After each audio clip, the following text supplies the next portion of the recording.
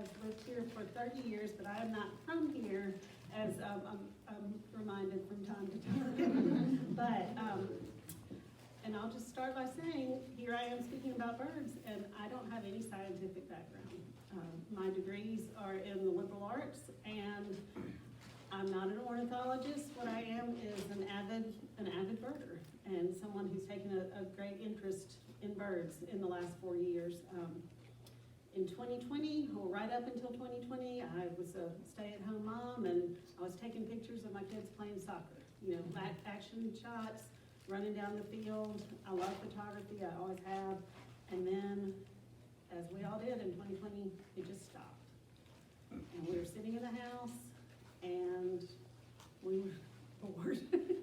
And then 2 ducks came in and landed on a log in the lake, and so I was like, well, I'm gonna go take their pictures. And so I go out and do that, and then I was like, well, I don't really know what these are. And so I went to look that up, and then I was like, well, why are they here? What are they eating? What would have brought them here? And then we started looking around, and we didn't know. We were like, well, what about these birds? What do they eat? What do they, you know, here's one I don't recognize. And we just kind of we're getting deeper into it. At the same time, Joe was learning about native plants, being educated by Robert Ballard at Camp Creek. And so while he was learning about that, I was learning about birds. And then we, of course, they work together. And so now we teach each other about these things and how it all works together. So I say that I will be happy to answer any question. And sometimes the answer will be, I don't know, but I will try. Okay, so as Jill said, last year I was just interested and signed up to take the Mississippi Master Naturalist course. Many of you might not have heard of it. I had not heard of it. I just saw it on Facebook. It's like Master Gardeners.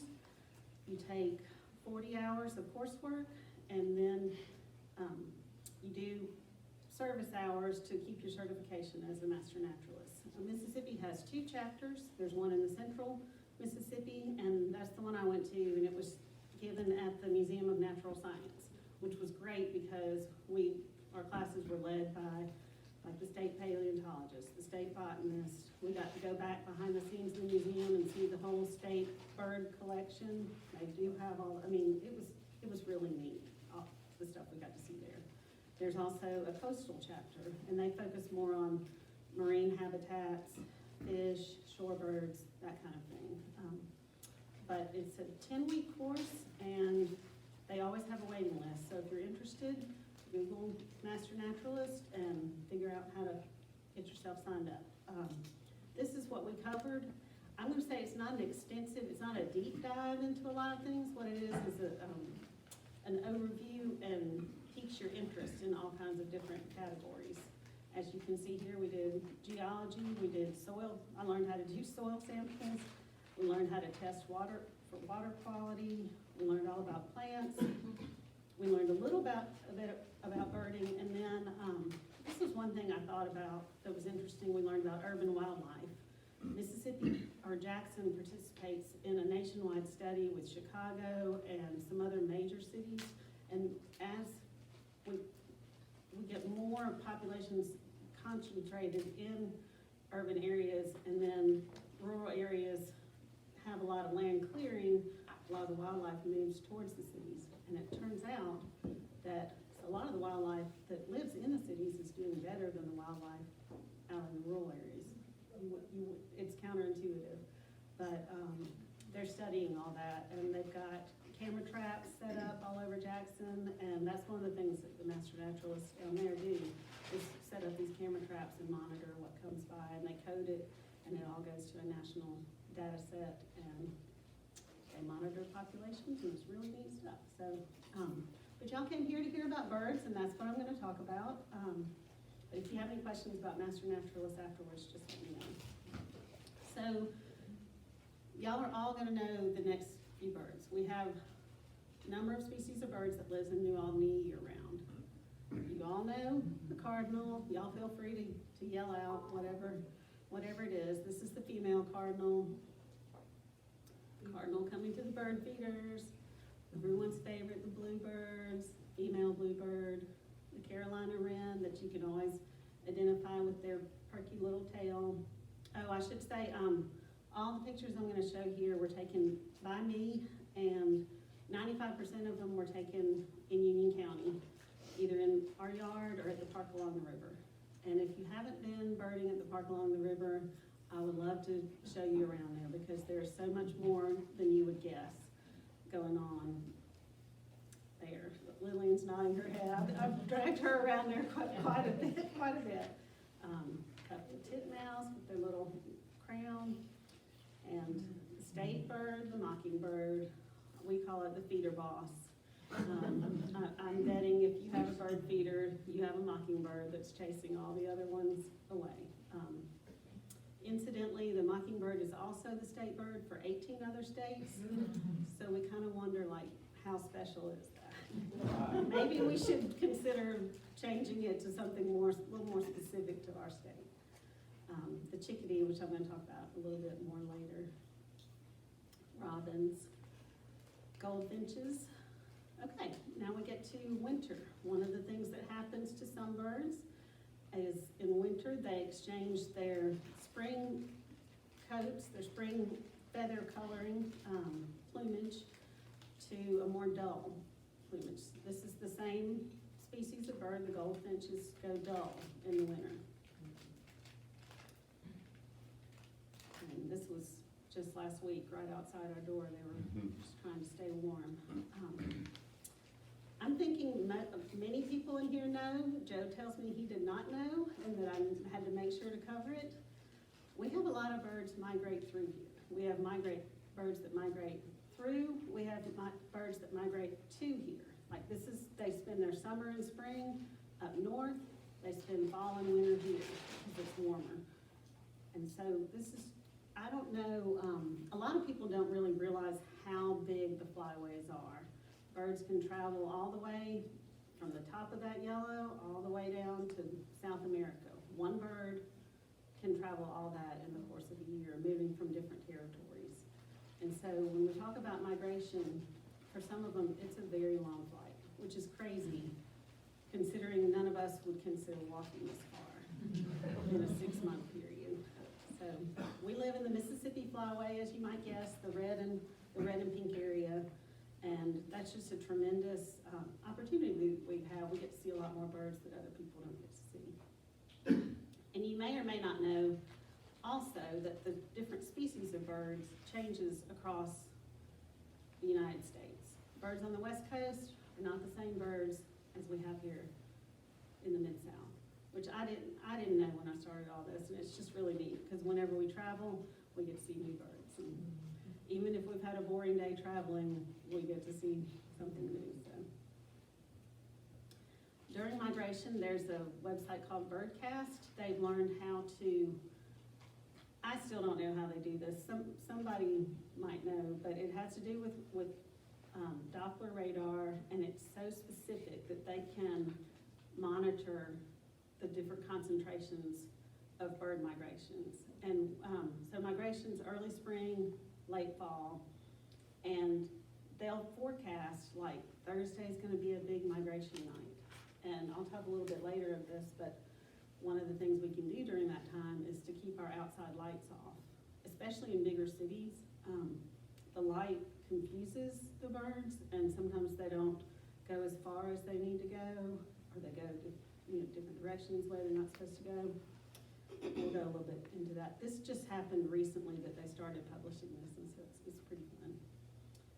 So I'm going to go through some of the birds that will be just passing through Union County, New Albany, that they'll come through in the fall, and they'll come back in early spring, but they're going to spend the winter further south. This is the palm warbler. It's got a little red cap, yellow front. Palm warbler again, the magnolia warbler. That's one of my favorites. It's so pretty. The black-throated green warbler, as you can tell by the black throat. And so many of these, I had never heard of these. I didn't know they existed, and I sure didn't know they existed in Union County. And so it was really neat to go outside every week and discover something new that I didn't know was there.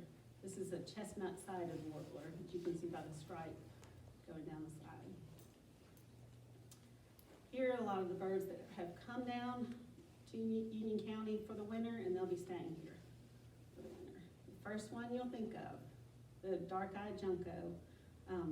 Also, a lot of people call them snowbirds. Another picture of the junco, and then I love they have their little white tuxedos. Y'all probably saw these a lot at your feeders. We watched juncos a lot last week. These birds are with us all year round. These are house finches with the male has the red front and the female's more bland. But in the winter, we get one that looks real similar, but it's not the same, called the purple finch. It's got a real deeper magenta color, and it's just a lot more deep. Someone described it as it's been dipped into the red ink, where the house finch has just been sort of brushed. But that's exciting when you get to see a purple finch. Year-round, we have white-headed nuthatches, brown-headed nuthatches, but in the winter, we get the red-breasted nuthatch. I love red-breast, they're so fun, and we had one at our house for a couple of winters, and we didn't have, it didn't come this year, but I had a lot of fun watching it for a couple of years. It also made me realize that we're not guaranteed to see any of these from year to year. It changes, and that's what's become interesting over time. My first year of birding was discovering all the new birds, and then now it's becoming interesting to see what the populations are doing and when they're coming and how many there are and what's different from last year. In New Albany, we have several different species of woodpeckers. Y'all all know the pileated woodpeckers. They have that call, it sounds like a jungle call. It's so loud, I love that. And the red-headed woodpecker, obviously, given the name. But this one is the red-bellied woodpecker. And you can tell, let me see, if you look right there at the base of its belly, it's got just the smallest red spot. So I guess that they were just running out of creativity with the names, and that's what it got. So you can see the red belly a little bit here. And this one right here is the male, where the red extends all the way up to the front of the beak. This next one is the female. Her red patch stops about halfway. She kind of looks bald up front. So the difference is they're so minute, but once you get your binoculars out, you can really start. Something becomes more apparent every day you do it. And so there's just always something new to learn with them. And that's why I'm still going. I'm still interested. It's a lot of fun. The downy woodpeckers are the cutest. They come to our suet feeder a lot. And the reason they're called the downy woodpecker is this big patch of the down feathers on the back. You can see the fluffy little feathers there. On the other side of this suet feeder is a pine warbler. They are so bright, even in the winter. It's so pretty. And I'll take this chance too. If you're not feeding suet, go ahead and get yourself a suet feeder to add to your bird seed. You'll see more. Some of them it's a higher fat content. Some of them just like the construction of the feeder. It is so interesting. We have this one right above our regular feeder, and we have some species that just will not go to the bird seed, but they will go to the suet feeder. So they're inexpensive. They're just a smidge messy getting them in there, but after that, you don't have to clean up all that seed underneath, all those sunflower shells. You don't have all that. They just eat it down and you put in another one. See here, in this one we have a ruby crowned kinglet, pine warbler, and the downy woodpecker all at the same time. Another woodpecker we have is the yellow-shafted northern flicker. They actually typically like to be on the ground. They like insects, particularly ants. I think if you look hard enough, you can see an ant on the tip of this one's beak. This was taken at the park along the river. And then you can see here why they're called the yellow-shafted woodpecker. The underneath and it's really the shaft of the feathers. If you see a picture of the feather, it's the middle that we usually see as white, theirs are yellow. And so this is also called the yellowhammer. So when you hear of Alabama being called the yellowhammer state, they're referring to this bird. And out west, they have red-shafted flickers. So we're lucky we got the pretty one.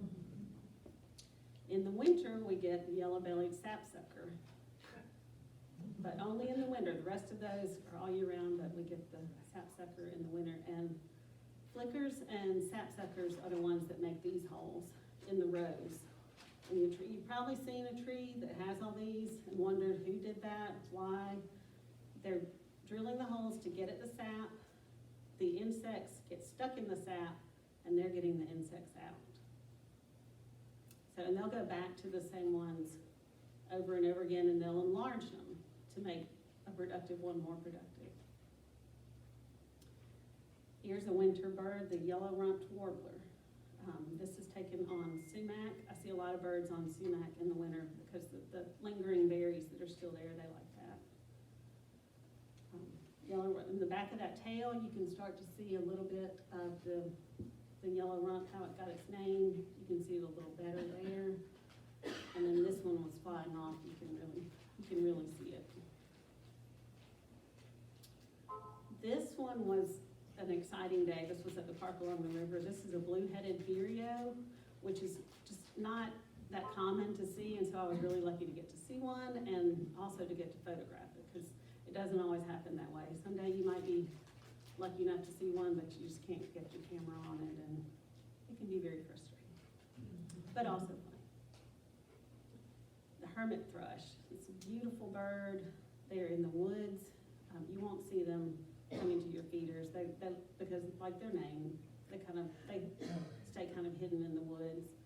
They have a beautiful song too. And then this was not taken this snowstorm, but the last one in 2021. We have two sparrows here year round. This one, I promise you know whether you realize it or not. This is the house sparrow, identifiable by the white collar. And then they have this black bib. These are the Walmart sparrows. When you go to Walmart, these are the ones that are in the parking lot.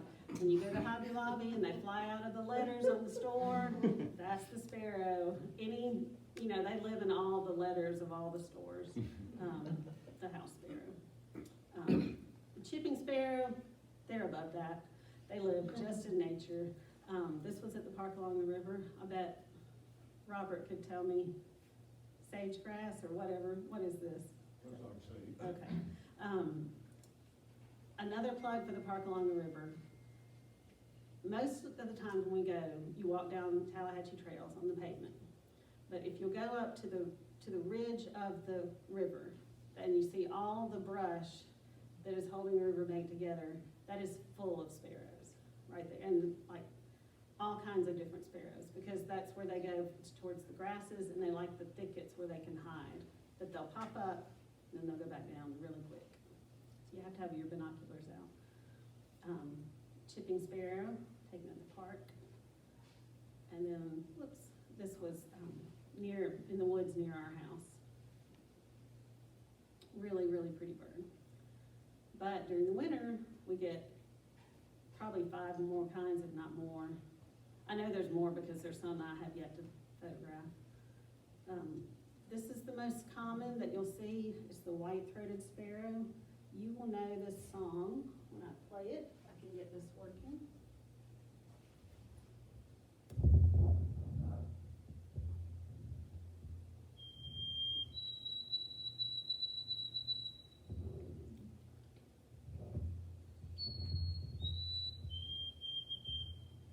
That sounds familiar, I'm sure. I had heard that a ton before I ever, I had heard that a ton before I ever knew which bird was making that sound. White-throated sparrow. And this one you can really see the white throat very clearly. This is a song sparrow, taken at the park along the river. The sparrows were super hard. I did not learn to identify them probably until my second year in, when I went to a specific class just for sparrow ID, because they all have the pretty black and brown feather patterns. They look really similar, and it comes down to just like the smallest thing about the line on their eye and the stripes on their head or something like that. I found them to be a massive source of frustration in the beginning, and now I just think they're beautiful, and I like to look at them. Song sparrow again. This is a swamp sparrow. It's got a lot more gray on the side of the head. The wing is a little bit more checkerboard. This is a field sparrow. You can see instead of a black line from its eye, it's all sort of beige and lighter brown, and then it's got that distinctive stripe on the back of the tail. Also taken at the park. This was taken the day before the weather came in. The weather. This is my favorite winter bird, winter sparrow. I'm not smart enough to be able to spot them without a snowstorm. I do know people that can. Cara, you probably can. But when the snowstorm comes out, they will come to your feeders, and it gets really exciting. You can identify them by that really dark rusty red on the breast. The first one I saw, I thought, oh, is something wrong with it? What's happened? But that's just the coloring of the fox sparrow. I think they're so pretty. Okay, in the winter, we have kinglets and creepers. We have a ruby crowned kinglet, and this will come to your feeder every now and then. You might think it's a goldfinch at first, but they're smaller and fatter, and then the ruby crowns have this orange crown that when they get agitated, they can lift it all the way up. I sort of got a picture of it there, but I mean, who knew that birds could do this in Union County? This is a golden crown kinglet. You can see, this was taken last week. There's two colors in there. It's got the yellow outline and the orange in the middle of the head for the golden crowns. And here the brown-headed creeper, or the brown creeper, takes a little hard to spot. When it's on the side of the tree, you cannot see it unless it moves. So you just have to look for the faintest of movement. These birds crawl up a tree looking for insects, and then they fly down to the bottom of another tree and walk right back up. They don't seem to go down. They just like up. And the Hollywood birds is what I call them, the most glamorous, the cedar waxwings. Had to look up, apparently they get their name from the red little on the tips, apparently to someone represented sealing wax. So that's what the waxwing comes from. I don't see it, but I didn't get to name the bird. I love the cedar waxwings, and they like berries, so they'll come to your yard more if you've got berries planted in your yard. And this is a fun little fact. See this one, second from the left. See, they all have yellow tails, except for that one has an orange tail. And when you see one that has the little orange tipped tail, in the 1960s they started seeing these birds, and it was when a certain kind of honeysuckle was introduced in the United States. And if a cedar waxwing eats that honeysuckle at just the right time when its feathers are forming, it will have an orange tail, where most of them have a yellow tail. So I thought that was kind of neat. They will cover, if you've got shrubs with berries, they will cover them, and they will devour your berries within minutes. Joe has covered our back wall. This is only a third of it. There's 2/3 more of Pyracanthus firethorn, and it was covered in berries. And I was lucky enough to notice when the cedar waxwings were up in the tree, they were kind of eyeing it. So I was like, I think something's about to happen. And so I got out and videoed it. But they did this in 15 minutes. Yeah.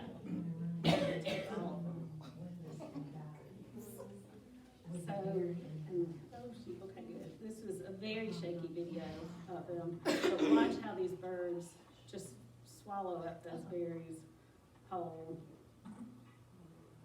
Probably should try to slow it down, but they just grab them and gulp. You wouldn't think they could swallow that, but they do. And it was a huge flock of them. It was really fun.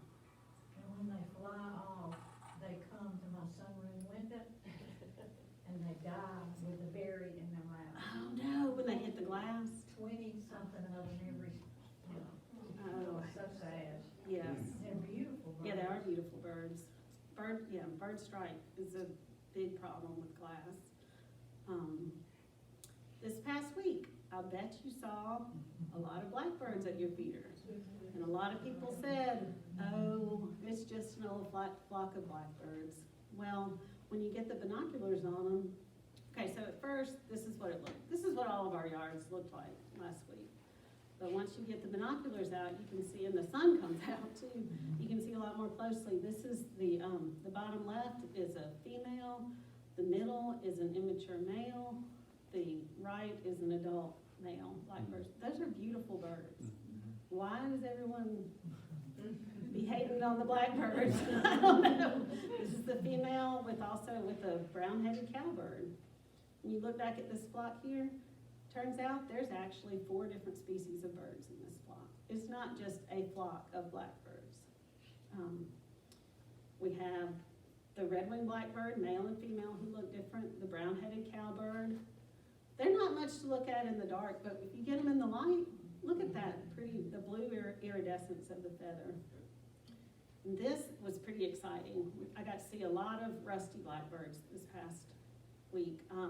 Rusty blackbirds populations are down by 85% in the last 45 years, and scientists don't know why yet. But we do have them here, so that's pretty exciting. We want to take care of them, keep them living so they don't decline all the way. So all of these in this picture are rusty blackbirds. The lighter ones are the females, and the darker ones, here's a darker one, that's a male. That's a male in the sun. That's a female, really pretty little blue highlights. And this is the mixed flock. We've got rusties on the left and grackles on the right. The grackles are bigger than the rest of the birds. There you can see red-winged blackbird, male and female, rusty blackbirds, and grackles. When the light hits those grackles, you can really see the blue, the iridescent blue in their heads. And then when the light really hits them, you can see, yeah, I love that, all the way down to the little bits of purple on the wing. So when we're looking back at that dreary, just giant flock of blackbirds, this is what you're really seeing. And this is a very non-professional tip. They will eat you through house and home with the seed. And so Joe got the good idea. We went over 2 aisles over from the bird feed aisle at TSC. They have the chicken aisle. And we picked up a big old bag of cracked corn, and they loved that, and that cost way less than the same size of the bird seed. So that's how we got through last week with them, saving a little bit more. Winter and if you have a hunter in your family, you know, winter is duck season. We have a lot of ducks coming through Mississippi. Okay, mallards not that much to write home about, but we had never seen them in our pond, so I had to, take the obligatory picture. This is right in our backyard.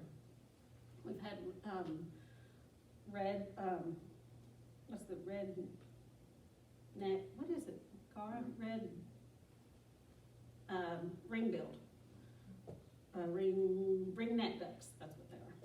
And this is the female ring-neck duck. Female hooded mergansers. They are so fun. They keep that hood back, but when they're trying to impress the ladies, the hood goes up. They bob their heads. Lily and I had the best time. This is from that time. We watched them in a pond one time, and there were some females in there, and they were really trying to show who was the best one.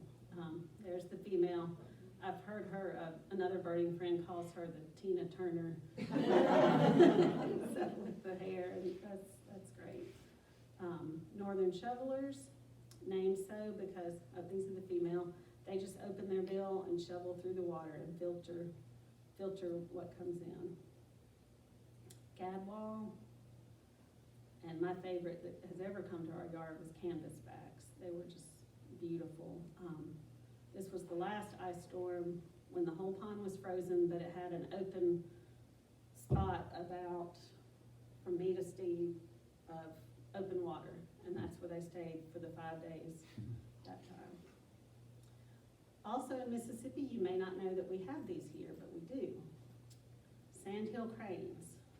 This is gonna be one of the pictures that's not taken in Union County. This is west of Batesville. There's a wetlands out there, and if you look closely, you'll see right up next to those trees, a whole flock of sandhill cranes. Several of y'all have probably gone to Wheeler National Wildlife Refuge in Alabama, where they have literally thousands. It's something to see. We made the kids go with us on the way to somewhere else, and they were just kind of like, whatever. And then they got there and they're like, oh, now we see why you brought us. But they're a beautiful bird. They're about, this tall. And they come from way up north.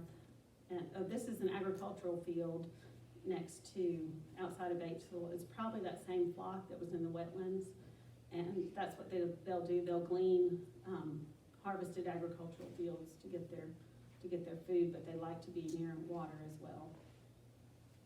And I have to remember how to do this. You've got to hear the call of a sandhill crane because it's pretty unmistakable.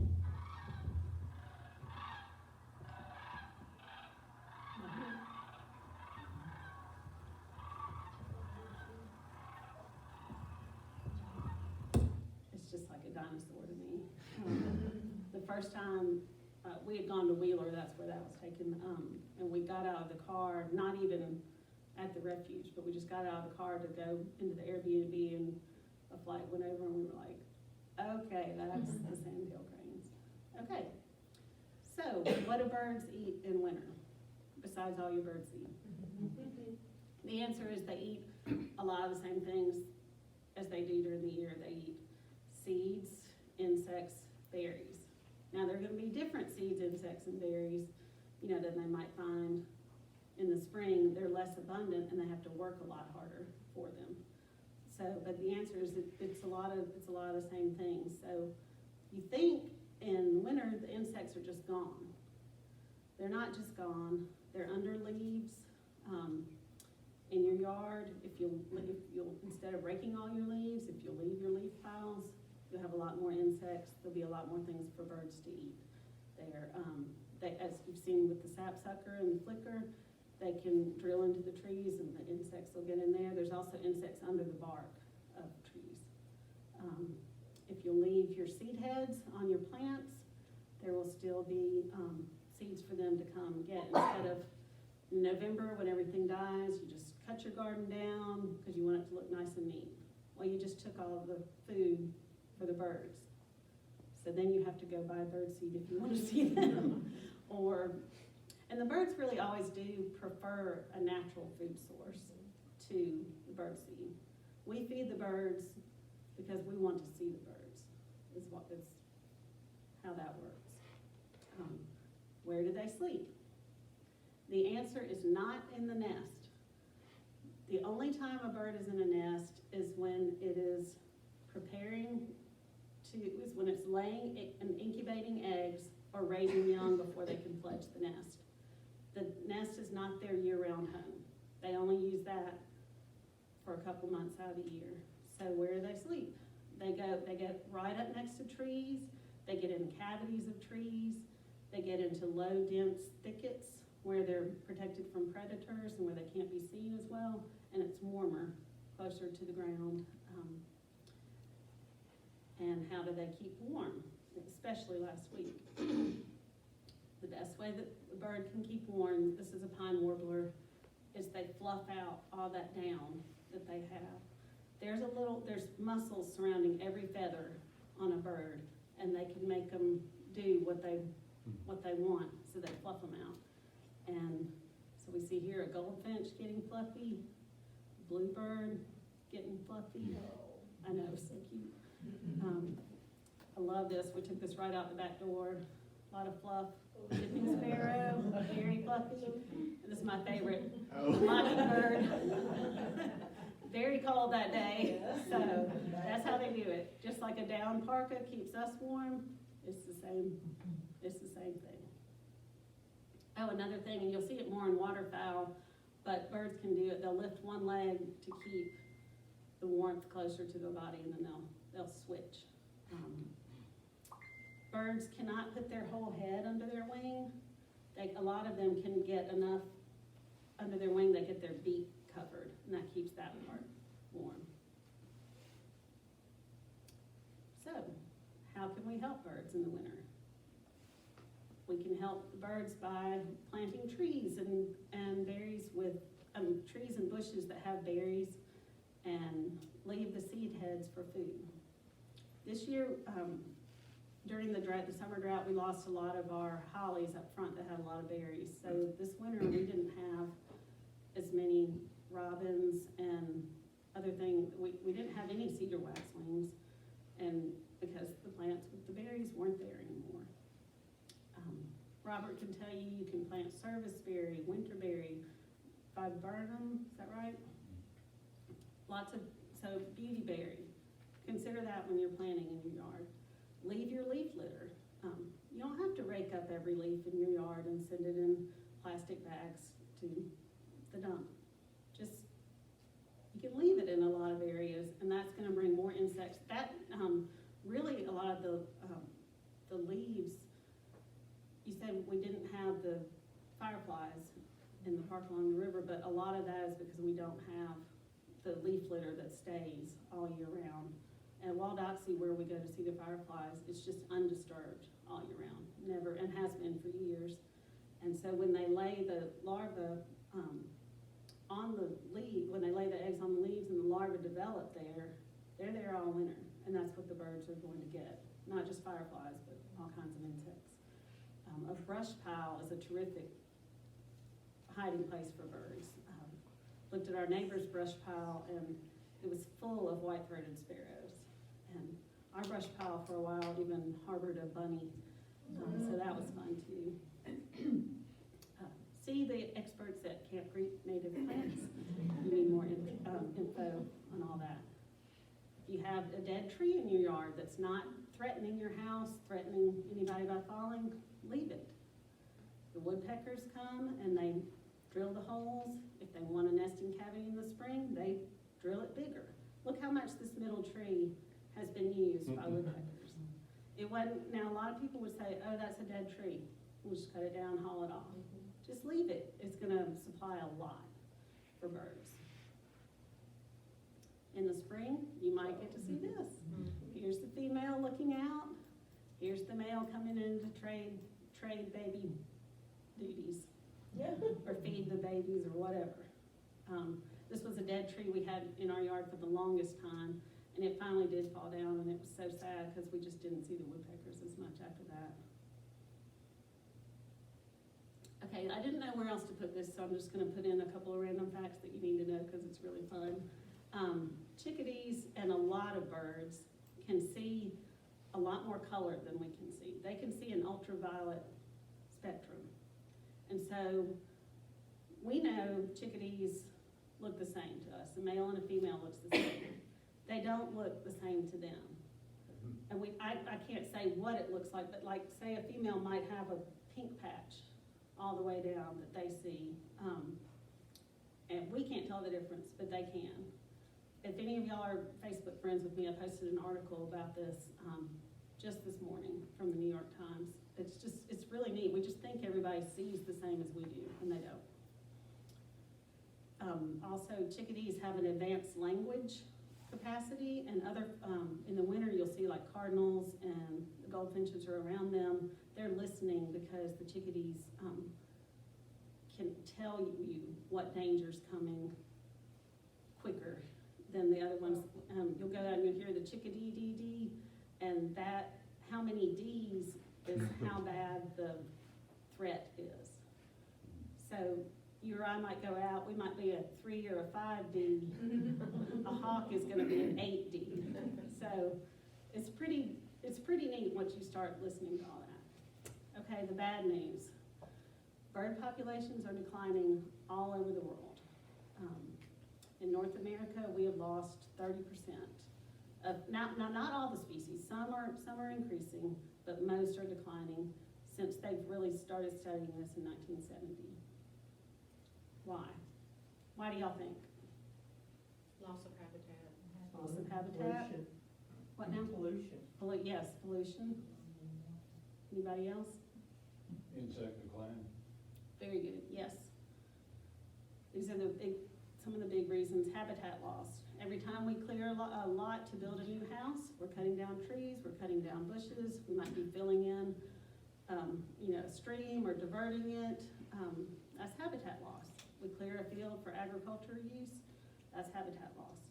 Window strikes. Who said that? With the cedar waxwings. That is a huge issue. I wish I had the picture from, it was either Chicago or Philadelphia.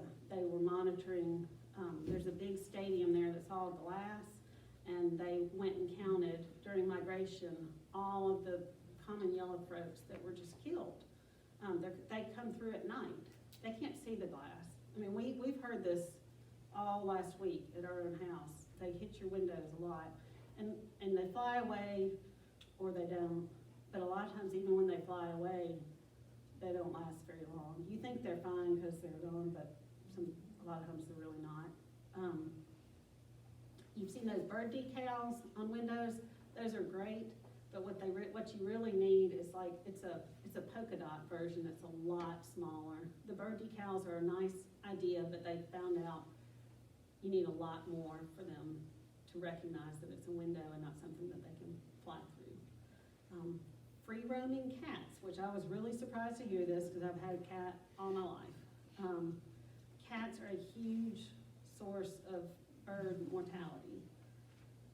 Cats have a nature to hunt. That's what they like to do.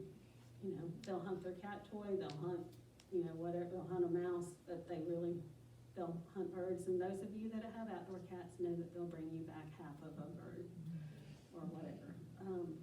As Bill said, with increased pesticide use, there's less insects.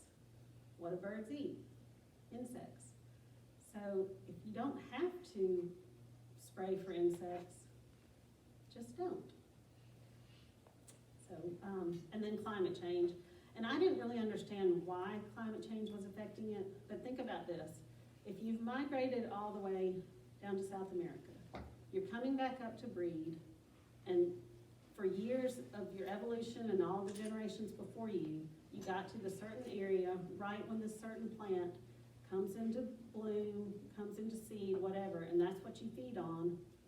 But now that timing's off, and you get there, and that plant has already bloomed, hasn't yet bloomed.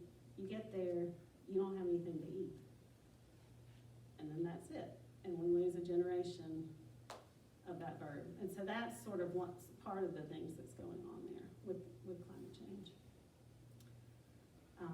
So how can we help? This is what I was telling you before with Birdcast. So this is the eastern United States. That's what it looks like at night.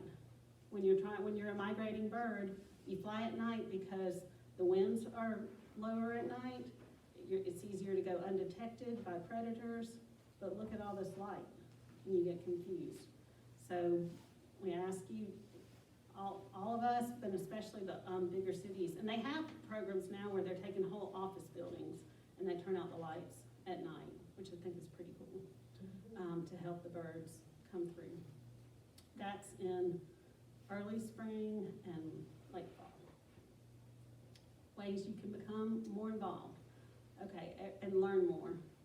Everybody in this room, get out your smartphone right now and get the Merlin app on your phone. It is the coolest thing. You can sit on your back porch, hang it out your window, hold it out your car window, and hit Sound ID, and it will tell you what is making noise around you. It is the neatest thing. It was a game changer for us, because it takes a long time to learn bird song, and now you can just hold it out there and you'll be like, oh, what's around me? What do I hear? It's really neat. So so the Merlin app. It's free, you have to give your email address, but you can, oh, this is when we need to do the handouts. Let me give these to you. I know there's gonna be extra copies, so just take a copy home to somebody else. The Great Backyard Bird Count is coming up, February 16th through 19th, all over the world. They have 3 days where people count birds, and you can do it in as little as 15 minutes. You can do this in your house, you can go to the park, you can be in the back of the museum. The back of the museum has some good little, it's a good little birding area back there. And then you just write down what you see and how many you see. And then you add it to their database using eBird. It's very easy. You can do it with a website, or you can do it with an app on your phone. If you go to this, it's birdcount.org, it has detailed directions on how to log your sightings. There's also something called Project Feeder Watch. And I have to be honest, I don't know that much about it, but I know it's a good program.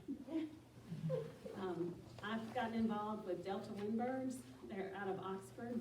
They're a research group, actually. They research shorebirds, but to support, part of their mission is education, and they lead field trips, and they will take you around Lillian's Bend, Joe's Bend. It's so much fun. You all get in cars, and they give out walkie-talkies, and you drive to the next site, and the guy's on the walkie-talkie going, "There's a barred owl sitting right there," and everyone looks over at it, and then they say, "There's some certain special hawk coming down," and one looks over. But then when you get to each site, they walk you through and tell you all about the birds, and then the leader of it has a Swarovski scope that you can look through. I mean, it's like far and above any binoculars that any of us can show up with. But they're so, he's a biology professor, and so he knows how to teach down to any level, which is great. And then, just to throw in some extra pictures, when you're birding, sometimes you come across some other fun little things. We could guess the squirrel. At the park along the river, we saw these little furry guys, and that was a fun sighting there, and that's there. The best thing I ever got to see, though, while birding, I was out at 7 a.m. at the park along the river, and I got to see otters in the Tallahatchie. That was pretty cool. Whole otter family eating their fish, and then I will leave y'all with some good deer sighting in our yard. So, any questions? That's what I've got for today. How many species have you seen then? Oh, I did forget to see that. Okay, so I want y'all to think about your yards. Think about, just in your head, how many species of birds do you think are in your yard right now?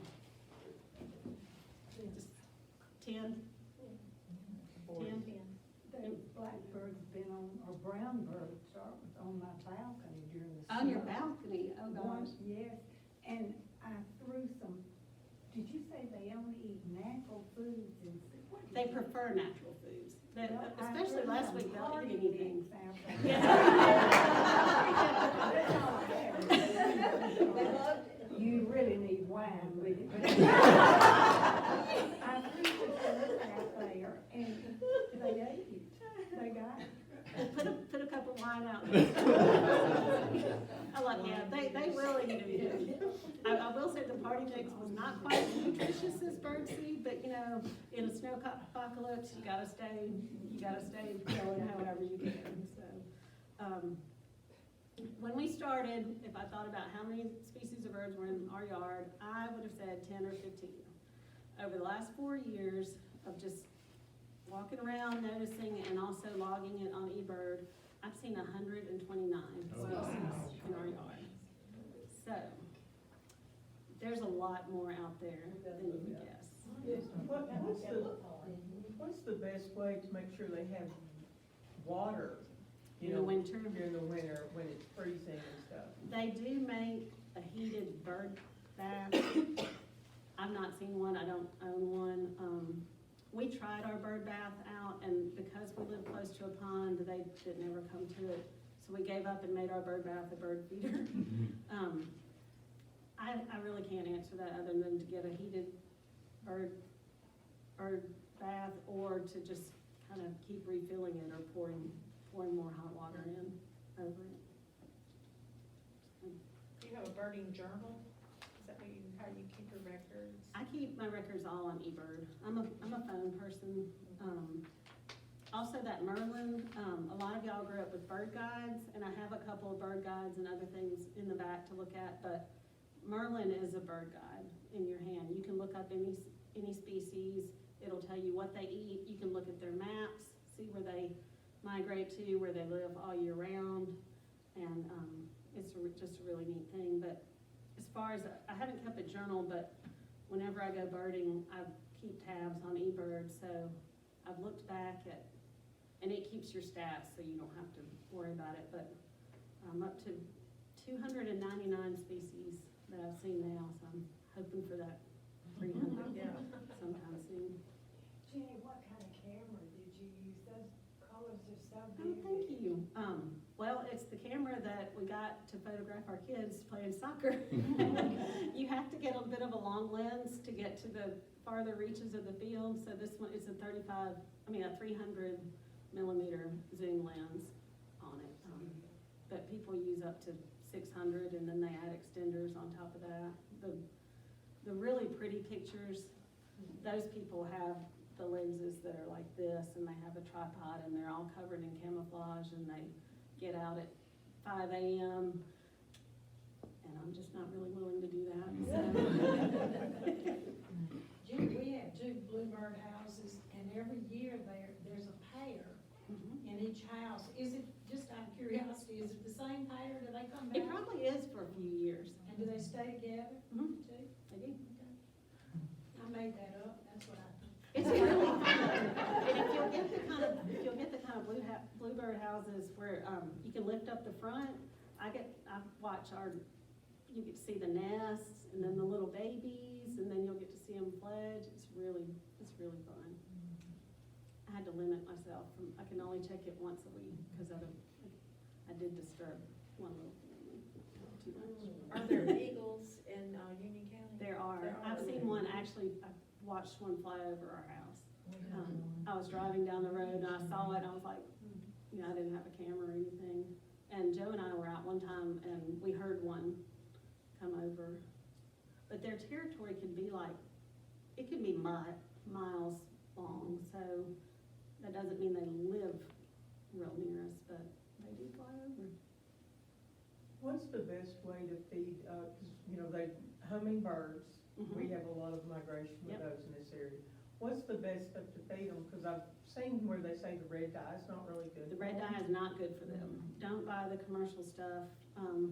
You mix it, table sugar, 1 part, water, 4 parts. So the table sugar is 20% of your solution. The best way is to boil it to make sure it's not gonna settle out. I didn't boil mine for a long time, and it will settle out in the feeder. But you just boil it, let it cool, and then I've gotten in the habit of just keeping it in the fridge, because you make a big pot of it, just put the extra in the fridge, and then refill your feeder that way. And that's the big thing. I think it's on the handout, but I didn't talk about it. You've got to keep the feeders clean, and I found this out firsthand. Anytime you have a gathering spot, it's also a place to spread disease. And they had 2 summers ago a big eye disease with the finches, and I saw them at our feeders, and it was really sad. Their eyes were all matted and just nasty looking, and they asked everybody on the East Coast to take down their feeders entirely, to spread everybody back out to the natural sources and quit being all gathered up at feeders. But so every time you change your bird food, clean your feeder. Do you ever see bats? I do see bats. I've never been able to get a picture of one because it's always at dusk. But yeah, there's a person in South Mississippi. She's a big bat fan. I need to connect you with her. But, on the little handout, there's Facebook groups you can join. Mississippi Birding is a great one. A lot of people post really interesting pictures and sightings there, and you can find out other ways to learn about birds. So, it's just a lot of fun. You can always do it, they're always around, and they're always interesting. Do you go down to the Noxubee Refuge? Yeah, What would we see down there now? you will see, now, a lot of ducks now, geese that are not just Canada geese. You'll see the greater white-fronted geese down there. I think anhingas might be year-round. Black-bellied whistling ducks might be year-round. There's several eagles' nests there, so a lot of people see eagles there. Migration is really fun at Noxubee. The first time I ever went to Noxubee, the cormorant numbers were incredible. There were so many down there, and it's just a lot of fun to go down there. John, our son is at Mississippi State, and he accuses us of coming to Noxubee and then coming to see him. So, which is honestly really not very far from the truth, but we do make sure we go down there anytime we go to Starkville to see him too. So it's definitely worth the trip. Any other questions? Well, thank y'all very much for coming. I hope you learned something.